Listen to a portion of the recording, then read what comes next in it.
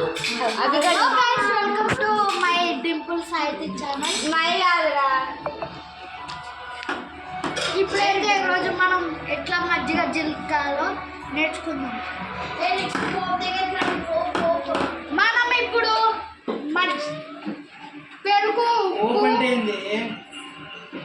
జీలకర్ర పొడి, ఇంకా ఈ కవ్వం, మజ్జిగ కవ్వం చాలు. ఇప్పుడైతే మనం ఇప్పుడు మీకైతే పోపు ఎట్లా పెట్టాలి చూపిస్తారా? ఇవైతే మనమైతే జస్ట్ ఒక బౌల్ అయితే తీసుకున్నాం. దాంట్లో ఆయిల్ వేసాం. ఆయిల్ వేసి తిరువాతకి మనం సర్వ్ అయితే ఇప్పుడు మనం తాలింపు వేస్తున్నాం.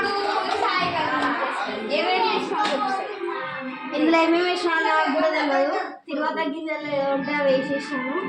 కరివేపాకు, నెక్స్ట్ కరివేపాకు ఒక్కటి అది ఎందుకు చేస్తున్నావో చెప్తావా? ఇప్పుడైతే మనం కరివేపాకు వేస్తున్నాము, వేసేసాము. సో దీన్ని కాసేపు అలా వేగనిచ్చాం. వేగనిచ్చిన తర్వాత చిన్న స్పూన్ వేయపురా, స్పూన్ కొద్దిగా లిటిల్గా పసుపు వేసుకోవాలి. స్పూన్ కలిపి కాసేపు అలాగే వేగాలి.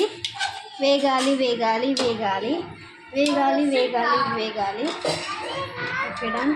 అలా ఇలా చిన్న స్పూన్ తీసుకోవాలి. ఇలా వేయించిన తర్వాత మనం ఆఫ్ చేసుకోవాలి. సో ఇలా ఆఫ్ చేసుకోవాలి.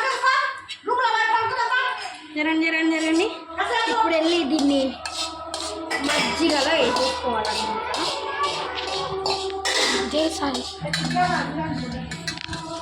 సో ఇలా మజ్జిగలో వేసేసుకోవాలి. కాదరే ఇలా వేసుకోవాలి. మీరు క్వాంటిటీని బట్టి తీసేసుకోండి. ఇప్పుడైతే మనం కలిపేసుకున్నాం మజ్జిగ కవ్వతో. తీరా ఏమైంది?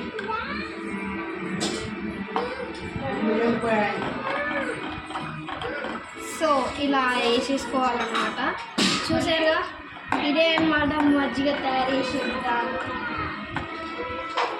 If you like this video, please like, share and subscribe to my channel Dimple సాహితీ.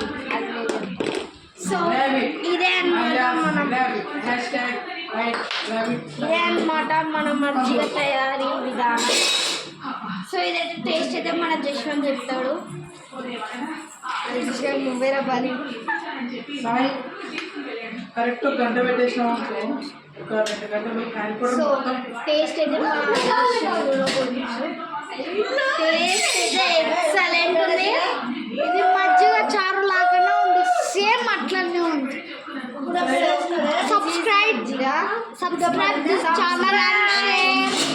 సబ్స్క్రైబ్.